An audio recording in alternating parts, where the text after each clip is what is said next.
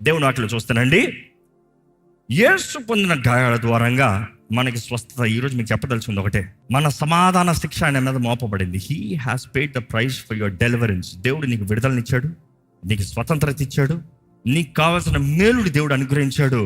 ఇంకా బందీగా, బానిసగా, ఖైదీగా, పిరికితనంలో నువ్వు బ్రతకద్దు. అది దేవుడు ఈరోజు మీకు చెప్పేది. నెక్స్ట్ చూడాలంటే, ఆయన తల, ఆయనకి ముళ్ళ కిరీటం పెట్టారంట. ఆ ముళ్ళ కిరీటం కూడా చదవాలంటే, ఆ ముళ్ళ కిరీటం ఏదో రోజెస్ ఉన్న ఆ ముళ్ళ తుప్పలను తీసి పెడతాం కాదు.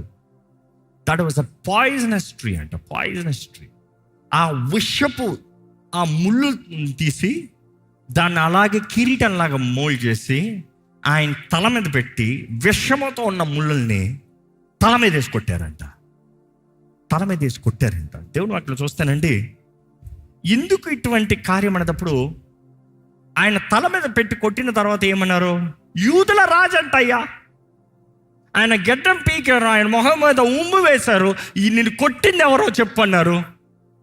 నిన్ను కొట్టింది ఎవరో చెప్పు. They made fun of him. ఎలాగంతా అలాగే చేస్తున్న అవమానపరిచారండి, దూషించారండి, ఉమ్ము వేశారండి. ఎందుకొరకు మీరు చెప్పండి?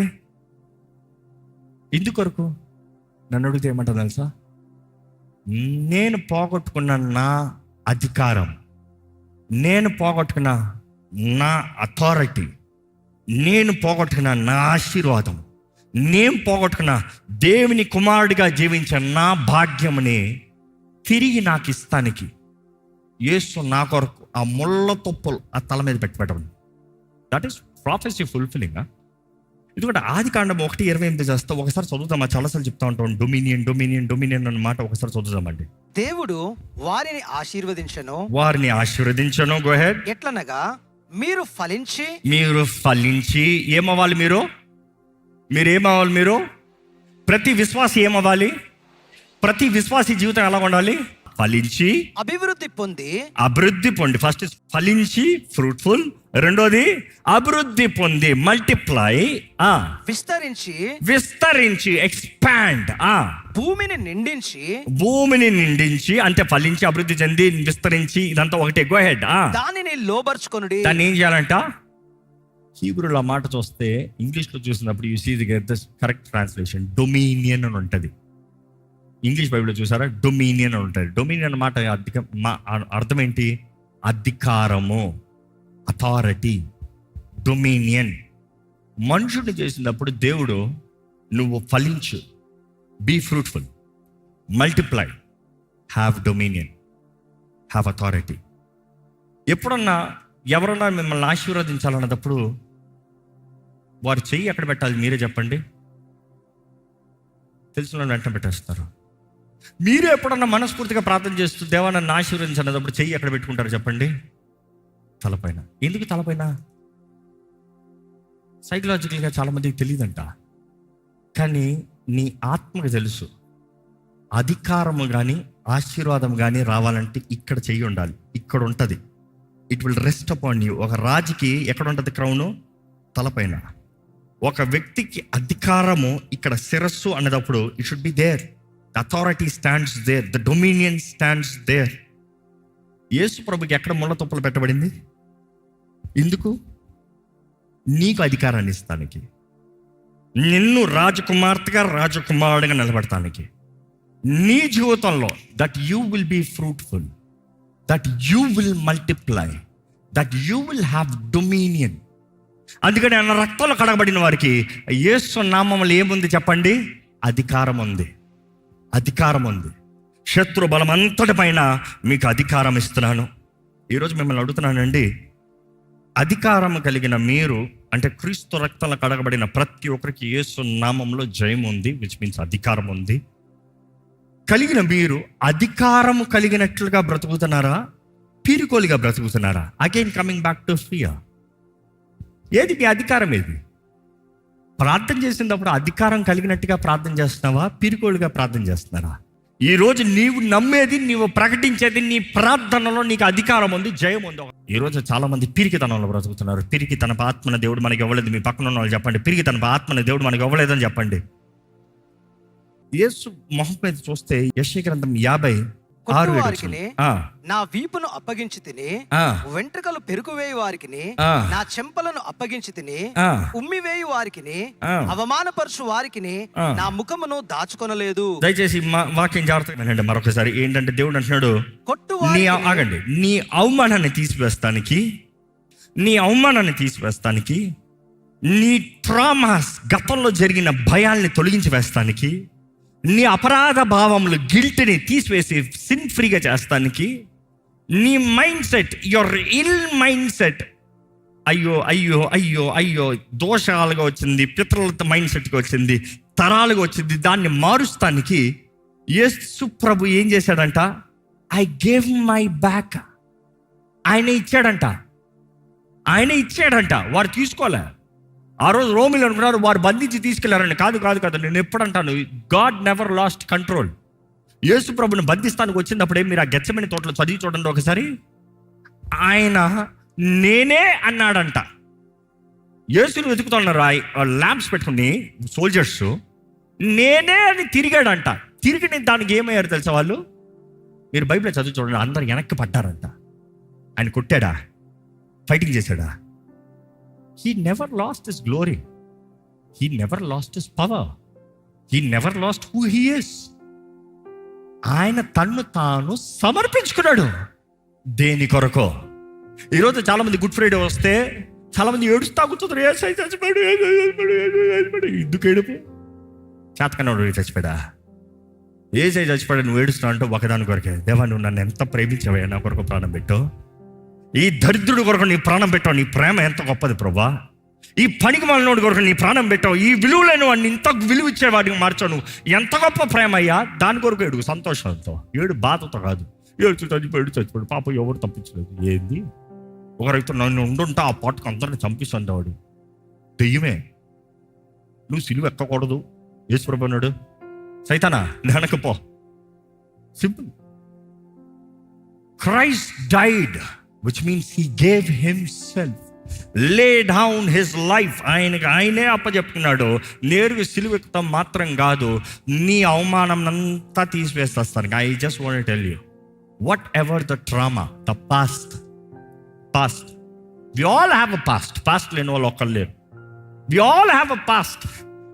అండ్ అందరూ అనుకునేది ఏం తెలుసా? నా పాస్టే వర్స్ట్ అనుకుంటారు. కానీ పక్కోడు తింటే తెలుస్తుంది, అవురే నేను ఎంతో బెటర్ రా కదా. బట్ దెన్ ఎంత పాపి అయినా క్షమించలేని పాపం అంటూ లేదు, ఆయన తీసివేయలేని కీడు, శాపం, నష్టం అంటే ఏది లేదు, ఆయన కొట్టివేయలేని అవమానం అంటే ఏది లేదు. అది ఎలా చేశాడంటే ఇక్కడ చూస్తున్నాము, I gave my back to those who struck me. ఎవరు చెప్తున్నారు? యేసు ప్రభువేనండి. ఎక్కడ మాట చదవండి. కొట్టువారికి నా వీపును అప్పగించి తిని, నా వీపుని అప్పగించాను. ఇంకా వెంట్రుకలు పెరికివేయి వారికి, వెంట్రుకలు పెరికి వేసే వారికి నా చెంపలను అప్పగించి తిని. ఏంటంట? మనం నూతన నిబంధనలు చదివినప్పుడు ఎలా చూస్తాం? ఆయన ఈపుని దున్నారు, ఆయన గెడ్డాన్ని పీకేరు. దేవుడు అన్నాడు, నేనే అప్పచెప్పా. పీకేవాడికి అప్పచెప్పా, పేకాల్సిన వాడికి అప్పచెప్పా. ఈరోజు నీ అవమానాన్ని తీసివేస్తానికి, నీ బాధల్ని తీసివేస్తానికి, నీ శిక్షణ తీసివేస్తానికి నేను అప్పచెప్పుకున్నాను. So that you would have freedom. Next అక్కడ చదవండి. ఉమ్మివేయి వారికిని, ఉమ్మి వేసే వారికి, అవమానపరచు వారికిని నా ముఖమును దాచుకొనలేదు. ఏంటంటాడు దేవుడు? నా మొహాన్ని దాచిపెట్టలే. ఉమ్మి వేసేవాడికి నా మొహాన్ని పెట్టా. ఎందుకు?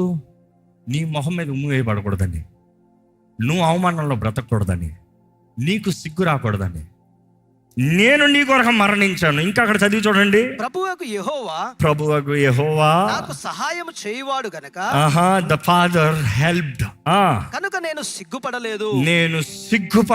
దేవుడు అంటాడు, నా సిగ్గునంతా విడిచిపెట్టాను, నీకు ఘనత రావాలని, నీకు విలువ రావాలని. అదే సమయంలో మనం చూస్తున్నాం చూడండి. therefore I set my face like a flint. చదవండి. నేను సిగ్గుపడనని ఎరిగి నా ముఖమును చెకుముకు రాతి వలె చేసుకుంటుని, నిన్ను నీతివంతునిగా ఎంచువాడు. ఏంటంట? నిన్ను నీతిమంతుడుగా ఎంచువాడు ఆసన్నుడై ఉన్నాడు, నాతో వ్యాజ్యమాడు వాడు ఎవడును. ఆహా, ఈరోజు నువ్వు క్రీస్తు నీతి అంటే నిన్ను నీతిమంతుడుగా మారుస్తానికి యేసు అంతా చేశాడంటే, ఈరోజు మీరు అర్థం చేసుకోవాలి ఈ మాట. ఇంకా ఇక్కడ చూస్తానండి, ఆయన 2 చేతుల్లో మేకులు కొట్టబోయబడతాం. గల్తీ రాసిన పత్రిక 13:14 చదువుదామా? ఆత్మను గూర్చిన వాగ్దానమును విశ్వాసం వల్ల మనకును లభించినట్లు అబ్రహాము పొందిన ఆశీర్వచనమును క్రీస్తు యేసు ద్వారా అన్యజనులకు కలుగుటకై క్రీస్తు మన కోసము శాపమై మనలను ధర్మశాస్త్రము యొక్క శాపము నుండి విమోచించెను. ఇందును గూర్చి మ్రాను మీద వేలాడిన ప్రతివాడును శాపగ్రస్తుడు అని వ్రాయబడి ఉన్నది. ఇక్కడ దేవుడు అట్లా చూస్తే క్రీస్తు మనల్ని విమోచిస్తానికి ఆయన ఏం చేశాడంట? He redeem, Christ has redeemed అన్న మాట ఉంటుంది. రిడీమ్ అన్న మాట చూస్తే డీమ్ అన్న మాటకి లాస్ట్ అండ్ ఫౌండ్, పోగొట్టుకుని మరలా సంపాదించుకుంటాం, దొరుకుతాం. పోగొట్టుకుని మరలా దొరుకుతాం, కనబడతాం. కానీ అన్న మాట ఏంటంటే తిరిగి దానికి వెల ఇచ్చి కొనుక్కుంటాం. So that is a word, it comes redeem, it is buy back. నీదే కానీ మరలా నువ్వు డబ్బులు ఇచ్చి కొనుక్కో. ఎప్పుడు మా నాన్నగారు చెప్పే ఈ కథ గుర్తొస్తుంది. ఒక చిన్న బాలుడంట చక్కగా ఒక ఓడ చేసుకున్నాడంట. ఆ ఓడ మంచిగా చెక్క ఓడలాగా నీట్గా చేసి పెయింటింగ్ వేసి కలర్ వేసి పేరు రాసి మొత్తం ఆయన నచ్చినట్టు చక్కగా చేసుకున్నాడంట. ఆ చక్కగా చేసిన వాడ ఒక నది దగ్గర ఆడుకుంటూ సడన్గా కొట్టుకుని వెళ్ళిపోయిందంట. అయ్యో అయ్యో అయ్యో అయ్యో అనేటప్పటికి దొరకలేదంట. అది ఎక్కడికి పోయిందో తెలియలే. ఒకరోజు తర్వాత బాధపడి ఒకరోజు సంతకి వెళ్తా ఉన్నాడంట. సంతలో లాస్ట్ అండ్ ఫౌండ్ ఉంటాయి కదా, పాత ఈ దొరికినవి ఉంటాయి కదా అమ్మే, అలాంటి ఒక సంత మార్కెట్లో సడన్గా ఆయన ఓడ కనబడిందంట. ఎక్సైట్ అయిపోయి ఒక్క కేకే వేసుకునే లాట్కి పరిగెత్తి నేరుగా వెళ్ళిపోయి అంకుల్ అది నాది అని తీసుకుంటున్నాడంట. ఆగు ఆగు ఆగు ఆగు, నీదా? ఎవరు చెప్పారు నీది? ఇంకో అంకుల్, నా పేరు అంకుల్, ఇది నేను చేసుకున్నాను అంకుల్, నేనేసాను అంకుల్, ఇదిగో చూడండి కింద కూడా నా పేరు చెక్ ఉంటుంది చూడండి, ఈ పక్కన చూడండి నా ముద్ర ఉంటుంది చూడండి, ఇక్కడ చూడండి ఇది రాసి ఉంటాను చూడండి, అన్నీ చూపిస్తున్నాడంట. ఈయనన్నీ చూసి సరే నీదే అయితే ఇప్పుడు నీ ఇచ్చేలా, ఆహా ఇది నీదే అయితే ఇది నీకు కావాలంటే దానికి వెల ఉంది, ఆ వెల పెట్టి కొనుక్కుని తీసుకెళ్ళిపో. నీదని నాకు తెలుసు కానీ నేను దీన్ని కొనుక్కున్నా, చేపలు పట్టే వాళ్ళు తీసుకొచ్చి నాకు అమ్మారు, ఇది నేను కొనుక్కున్నా. ఇప్పుడు నీది నీకు మరలా కావాలంటే నువ్వేం చేయాలి? వెలబెట్టి తీసుకో. ఈ మాట వినాలి. కథ ఏమో నిజమేమో ఏమో తెలియదు, కథగా ఉండొచ్చేమో. ఆ కుమారుడు వెళ్ళి కష్టపడి ఏదో చేసి మొత్తానికి వాడిని అమ్ముకొని వచ్చి బిడ్డ ఆ ఓడను కొనుక్కుని వెళ్ళాడు, ఆనందంతో కొనుక్కుని వెళ్ళాడు. కానీ ఈ మాట చెప్పి ముగిస్తా ముందే ఈ వాక్ నాకు రెజనేట్ అవుతుంది.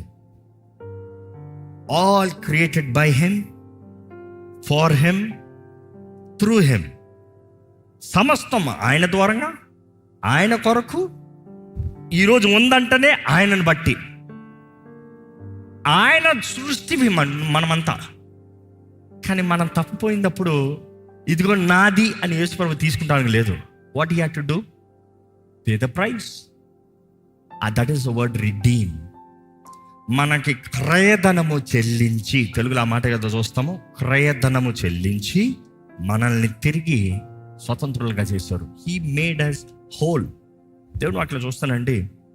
యేసు రక్తము ద్వారంగా మన శాపములు కొట్టివేయబడింది, మనకి స్వతంత్రత ఉంది, మనకి విడుదల ఉంది, మనకి ధైర్యం ఉంది. ఇంకా నమ్ముతానండి, ఆయన డొక్కలో పొడిచారంట. జాన్ 19:34 చదువుతారా? సైనికులలో ఒకడు ఈటతో ఆయన ప్రక్కను పొడిచెను, వెంటనే రక్తమును నీళ్లును కారెను. ఆయన సైడ్లో డొక్కలో పొడిచినప్పటికీ అక్కడ రక్తము, నీరు. చూసి యేసు ప్రభు చనిపోయినప్పుడు పిలాతు ఆశ్చర్యపోతాడు, అంతలోకి చనిపోయాడా? పిలాతులు రాసిన రికార్డ్ ఉంటుంది యేసుని గురించి. He was surprised it seems. ఏంటి అందులోకైనా? ఎందుకంటే ఆ రోజుల్లో ఆ శిలువ మీద వేయబడిన వాడు ఆల్మోస్ట్ ఒక నేరస్తుడు ఒక వారమైనా బ్రతుకుతాడంట. 3 రోజులు మినిమం చచ్చేదంటే. ఏంటి యేసుని 6 గంటల్లో చనిపోయాడా? 6 గంటల్లో చనిపోయాడా? ఎట్లా కన్ఫర్మ్ చేసుకున్నారా? చూసి లేఖనాల్లో నెరవేర్పండి. నాకు ఇంకా ఆశ్చర్యంగా ఉంటుంది. దేవుడు ఏ ఒక్క ఎముకు కూడా ఎరగనవలేదంట. ఆ జోసిఫియస్ ద హిస్టోరియన్ రాస్తాడు, యేసు ప్రభు విప్పింగ్ పోస్ట్ మీద ఉండి కొట్టబడేటప్పుడు శరీరం అంతా దున్నబడింది, చీల్చబడింది, మాంసం అంతా చీల్చబడింది, కానీ ఒక్క చిన్న ఎముక కూడా ఎరగలేదంట. మనం ఏదో బైక్ మీద వెళ్తే కింద పడితే ఎముక ఇరిపింది, ఫ్రాక్చర్ అంటాం. ఆ విప్పింగ్ పోస్ట్ పైన ఎట్లా ఉంటుంది అనుకుంటారా? ఏ ఒక్క ఎముక ఎనగలేదంట. అంత పెద్ద సిలువ ఆయన మీద పెట్టి ఉన్నప్పుడు 150 కిలోలు జస్ట్ హ్యాండ్ రెస్ట్ అంటారు దాన్ని. 150 కిలోస్ పైన పెట్టి ఆ భారంతో, ఆ సిలువర్తో నడుస్తూ ఉన్నప్పుడు ఎన్నిసార్లు పడ్డాడని రాయబడుతుంది. కానీ పడినా కూడా ఆయన దేహం ఎరగలేదంట. నీ మీద 25 కిలోలు పెట్టుకుని మీద వేసుకో, ఎముక ఇరిగిపోతుంది. బట్ దెన్ ఆయన సిలువ మీద పెట్టినప్పుడు ఆయన చేతుల్లో మేకులు కొట్టారంట. ఎలాగది ఒక్క ఎముక కూడా ఎరగకుండా మేకు కరెక్ట్గా దూర్చుకుని పోతాం. అదే సమయంలో కాలు మీద కాలు పెట్టి కొట్టారంట. కాళ్ళు ఎన్ని ఎముకలు ఉంటాయి అక్కడ, ఏ ఒక్క చిన్న ఎముక కూడా ఎరగలేదంట. ఎందుకంటే ఏ ఒక్క ఎముక ఇరుగున్నా కూడా he is not qualified to be the sacrifice. అందుకని దేవుడు కాపాడాడు. దేవుని వాటిలో ఉంటుంది, ఏ ఒక్క కూడా ఎముక ఎరగకుండా ఒకటి చూసుకున్నాడని. చూసి ఈరోజు మన కొరకు బలి పశువుగా ద అల్టిమేట్ సాక్రిఫైస్గా యేసు ప్రభు మారాడండి. నేను ఒకటే అంటాను, ఈ మధ్య కాలంలో చరిత్రకారులు సైన్స్ చెప్తుంది ఏంటి తెలుసా? ఒక మనిషి గుండె కానీ పగిలిపోతే చివరికి గుండెలో ఉన్న రక్తము బాడీలో వాటర్ కలిసి మొత్తం కలిసి లిక్విడ్ ఫామ్లో బయటకు వస్తుందంట. నా బైబిల్ ముందే చెప్తుందా? యేసు ప్రభు చనిపోయినప్పుడు ఆయన అప్పటికే ఆయన గాయాలు ఉండే రక్తం అంతా వచ్చేసింది. చివరికి ఆయన డొక్కలో పుడిచినప్పటికీ అప్పటికి ఏంటంటే, ఇందుకు ఇందాక ఎముకల గురించి మాట్లాడానంటే, యూదుల రోమన్స్ ప్రకారం ఒక దొంగ చచ్చిపోయేడతాడా లేదా అనే దానికి సాదృశ్యం ఏంటంటే, వారు దిగి వచ్చేయకూడదని ఆ దొంగని విడిచిపెట్టి వెళ్ళేటప్పుడు కాళ్ళు ఎరకొట్టి వెళ్ళిపోతారంట సిలువ పైన. కాళ్ళు ఎరకొట్టారా ఏమవుతుంది? మరలా సాక్రిఫైస్కి పనికిరాడు, ఎముక ఎరగకూడదు. కానీ యేసు ప్రభు అప్పటికే మరణించి ఉండడం చూసి అక్కడ ఉన్నవారు ఇప్పటికే చనిపోయాడు కదా అంటే సరే డొక్కలో పొడవమంటారంట. డొక్కలో పుడిచేటప్పటికి నీరు రక్తము బయటకు వచ్చేటప్పటికి దే ఆర్ కన్ఫర్మ్ మనిషి చనిపోయాడు, మనుషులు ఇంకేమాత్రం రక్తం లేదు. కానీ ఈ మధ్యకాలంలో సైన్స్ తెలియజేస్తుంది, ఒక వ్యక్తి గుండె పగిలిపోతే, హార్ట్ బర్స్ట్ అయిపోతే, ఇంకా ఫైనల్గా ఉన్న వాటర్, హార్ట్లో ఉన్న బ్లడ్ రెండు కలిసి బయటకు వస్తాం. అంటే నేనంటాను, యేసు ప్రభు తన రక్తం అంతయు, నేను అనుకుంటాను ఆయన డొక్కలో పొడుస్తాం కూడా, ఇంక ఏమాత్రం ఆయనలో ఒక్క రక్తపు చొక్క లాపటం ఉంటాను వీళ్ళు లేకుండా దేవుడు అంత బయటికి తీస్తాడు, అంత బయటికి తీస్తాడు. ఆ గుండె పగిలి లాప్టా కొంచెం కూడా మిగలకూడదని అంత బయటికి తీస్తాడు. ఎందుకు? నాకు విలువనిస్తానికి, నాకు నిత్య జీవాన్ని ఇస్తానికి, నన్ను ఆయన వారసుడిగా చూస్తానికి, నన్ను ఆయన బిడ్డగా అంగీకరిస్తానికి, నా తలపైన అభిషేకాన్ని ఇస్తానికి, నాకు ఆశీర్వాదాన్ని ఇస్తానికి, నన్ను తలగా నిలబెడతానికి, నాలో పిరికి తన ఆత్మ కాక నా శక్తి, బలము, ప్రేమ, ఇంద్రియనికరమైన పరిశుద్ధాత్మని నాకు అనుగ్రహిస్తానికి, నా జీవితము ఆయన సాక్షిగా బ్రతికింపజేస్తానికి, అన్నిటికన్నా ముఖ్యంగా ఆయన రాజ్యము కట్టే వ్యక్తిగా నన్ను నిలబడటానికి, ఈ యేసు క్రయధనంగా చెల్లిస్తానికి తండ్రి అంగీకరించాడు. ఈరోజు యేసునందు విడుదల, యేసునందు నూతన జీవితం కావాలంటే యేసు రక్తంను అంగీకరించాలి, నీ పాపాలు ఒప్పుకోవాలి, ఆయన నీ దేవుడిగా, నీ రాజుగా, నువ్వు స్వతంత్రులుగా జీవించాల్సినంతే యూ హ్యావ్ టు డిక్లేర్. దేవుడి వాక్యం ఉంటుంది, వారు గొర్రెపిల్ల రక్తమును బట్టి, వారి నోటి సాక్ష్యాన్ని బట్టి వారు ఏం చేశారంట? అపవాదిని జయించారంట. Not just the blood of Christ, Yesu రక్తం ఉందని మాత్రం కాదు, ఈ నోటి సాక్ష్యం. ఎవరైతే నోటితో యేసు దేవుడను ఒప్పుకుంటారో వారికి ఏం అనుగ్రహించబడుతుంది? రక్షణ అనుగ్రహించబడుతుంది. దేవుడు నాకు తెలియజేస్తుంది. హృదయంలో నమ్మి నోటితో ఒప్పుకోవాలి. Believe in their heart and confess with their mouth. నోటితో ఒప్పుకోవాలి, చాలా ముఖ్యం. హృదయంలో నమ్ముతో మాత్రం చాలదు, బైబిల్లో తెలియజేయబడుతుంది మాట్లాడి. హృదయంలో నమ్మి నోటితో ఒప్పుకోవాలి. నీ జీవితంలో జయం ఉండాలంటే యేసు రక్తము, నీ నోటి సాక్ష్యం, ఈ రెండు కలుస్తున్నాయి. యేసు రక్తం ప్రతి ఒక్కరికి ఉంది, కానీ ప్రతి జీవితంలో జయం ఉందా నాకు తెలియదు. Not possible. నీ నోటి సాక్ష్యం కూడా కావాలి. ఆ యేసు రక్తము కార్యం జరిగించాలంటే నీ నోటి సాక్ష్యం. నీ జీవితంలో నూతన స్వభావం కలిగి ఉండాలంటే యేసు చేసిన కార్యాన్ని మొదటిగా అంగీకరించండి. ఆయన నా కొరకు వెల చెల్లించాడు, ఆయన నా కొరకు మరణించాడు, ఇంకా జీవించినది నేను కాదు, క్రీస్తు, నేను నా సొత్తు కాదు, నేను వెలబెట్టి కొనబడిన వ్యక్తిని, ఐ ఆమ్ రిడీమ్డ్. ఈరోజు మిమ్మల్ని అడుగుతున్నానండి, ఖైదీగా బ్రతుకుతారా, కుమారుడు కుమార్తెగా బ్రతుకుతారా? చాయిస్ మీది. ఈరోజు దయచేసి స్థలంలో ఉంచుతామండి. మనం ఒక్కసారి దేవుని చేతిలో సమర్పించుకుందాం.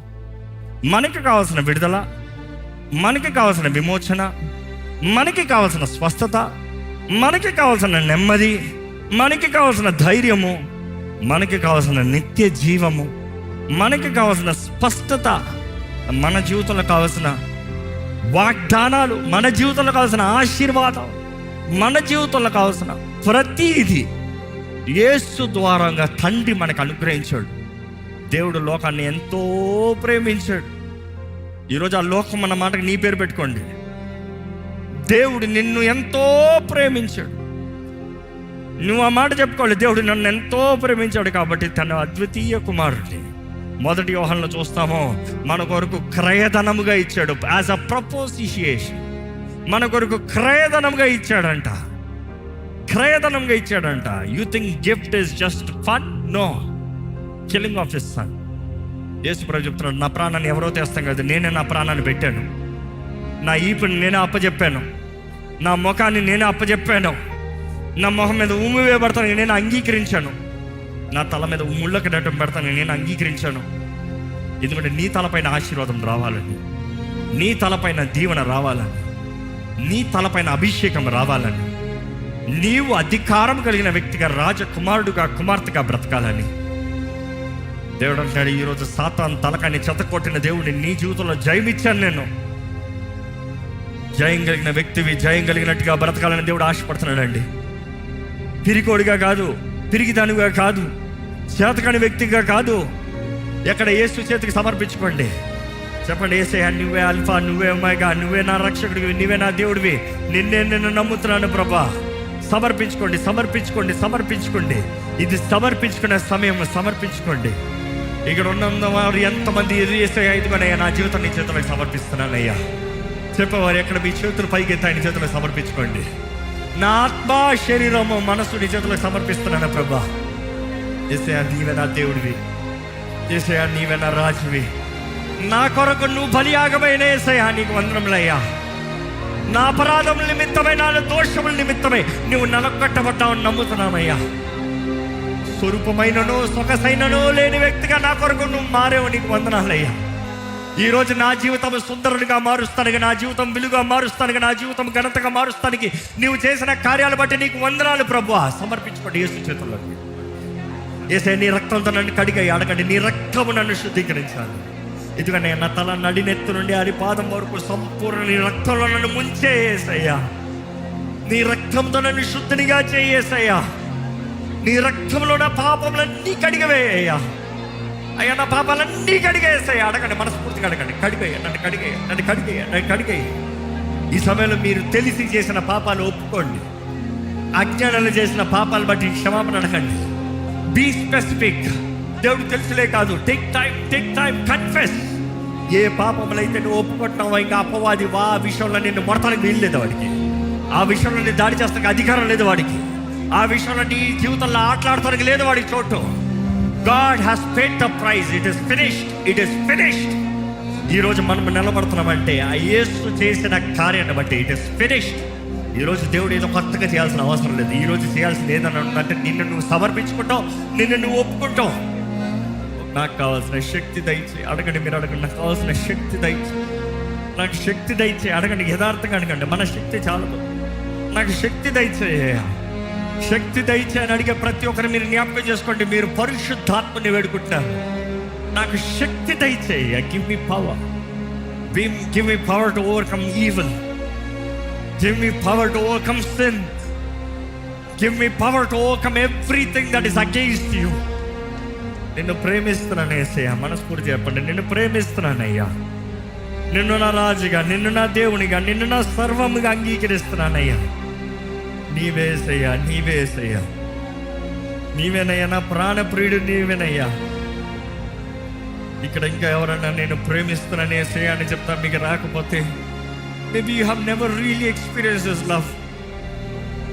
అడగండి, దేవా నీ ప్రేమను నన్ను అనుభవించినయ్యా, so that I can love you. నిన్ను ప్రేమిస్తానికి నీ ప్రేమ నన్ను అనుభవించినయ్యా. అయ్యా నువ్వు నన్ను కుట్టి తిట్టి మారుస్తానికి రాలేదయ్యా, ప్రాణం పెట్టి ప్రేమతో నన్ను మారుస్తానికి వచ్చావయ్యా. ఎంత గొప్ప ప్రేమ ప్రభా, ఎంత గొప్ప ప్రేమ ప్రభా. పరిశుద్ధరాజుకునయ్యా, ఇక్కడున్న ప్రతి ఒక్కరిని చూడు, ప్రతి ఒక్కరిని చూడు, ప్రతి ఒక్క యవనస్తుని, యవనస్తురాల్ని, కుటుంబస్తుని, పెద్దల్ని, వృద్ధుల్ని, ప్రతి ఒక్కరిని చూడు ప్రభు. అయ్యా, ఈరోజు ఈ అంచదనంలో నీ నీతిగా మేము నిలబడాలయ్యా. We should not be people pleasers, God pleaser. నా దేవుడు ఏమనుకుంటాడు, నా దేవుడికి ఏది ఇష్టమా, నా దేవుడు ఏది కోరుతున్నాడా, నా దేవుడు ఆయన కృప ద్వారా నన్ను ఎలాగ బ్రతకమంటున్నాడా ఎరిగి బ్రతకాలయ్యా. నీ ప్రియ కుమారుడు వెల చెల్లించిన దానికి మేము ఇంకా భయపడతా కూర్చోకూడదు ప్రభా. నీ ప్రియ కుమారుడు చెల్లించిన రక్తము ద్వారా పరమ తండ్రి నీ బిడ్డలుగా మేము మార్చబడ్డాం. We believe we are co-heirs of Christ. మాకు హెచ్చింపు ఉంది, మాకు ఆ భాగ్యం ఉంది, మాకు ఆ ఘనత ఉంది, మాకు ఆ రాజ్యం ఉంది. ఈ లోకంలో కూడా మమ్మల్ని అనాథులుగా విడిచిపెట్టనున్నావు యేసయ్య. నువ్వు మాలో ఉంటానని నీ వాగ్దానం చేసి నీ ఆత్మని మాకు ఇచ్చావు ప్రభా. ఎందుకంటే నీ ఆత్మ సహాయం ఇక్కడ ఉన్న మేమందరం వేడుకుంటున్నాం. ఈ లైవ్లో వీక్షిస్తున్న వారు మేము వేడుకుంటున్నాం. ఈ ప్రార్థనలు ఎవరెవరైతే ఏకీపిస్తున్నారు వారి జీవితాలను నీ చేతుల్లో సమర్పించుకుంటారు. అటువంటి జీవితముల్లో, అటువంటి దేహముల్లో ఇప్పుడు యేసు రక్త ప్రోక్షణ కలుగునుగాక అని ప్రకటిస్తున్నాను. యేసు రక్తము ద్వారా ముద్రించబడుదురుగాక అని ప్రకటిస్తున్నాను ప్రభా. ఇదిగోనయ్యా, నీ ఆత్మ ఆలయంగా మేము పిలవబడుతున్నామయ్యా. నీ ఆత్మ శక్తిని మేము వేడుకుంటున్నామయ్యా. మా అందరిని బలపరచు. మా లోపాలని కప్పేది నీ రక్తమే, మా పొరపాట్లని సరిదిద్దేది నీ రక్తమే. నీ రక్తము ద్వారా మా దేహంలో నీ ఆత్మ ఆలయంగా ప్రకటిస్తూ, మా జీవితంలో నీ కొరకు ప్రకటిస్తూ, ఇక్కడ ఉన్న ప్రతి ఒక్కరూ ఫలించాలయ్యా. ఫ్రూట్ఫుల్నెస్. ఇక్కడ ఉన్న ప్రతి ఒక్కరూ మల్టిప్లై అవ్వాలి, అభివృద్ధి చెందాలి ప్రభు. ఇక్కడ ఉన్న ప్రతి ఒక్కరూ మేము గతంలో పాపమును బట్టి పోగొట్టుకున్న అధికారం, యేసు చేసిన కార్యం ద్వారా కలిగిన అధికారాన్ని స్వతంత్రించుకున్న వారిగా బ్రతకాలి ప్రభు. Dominion restored, authority restored, power restored, all because of Christ Jesus.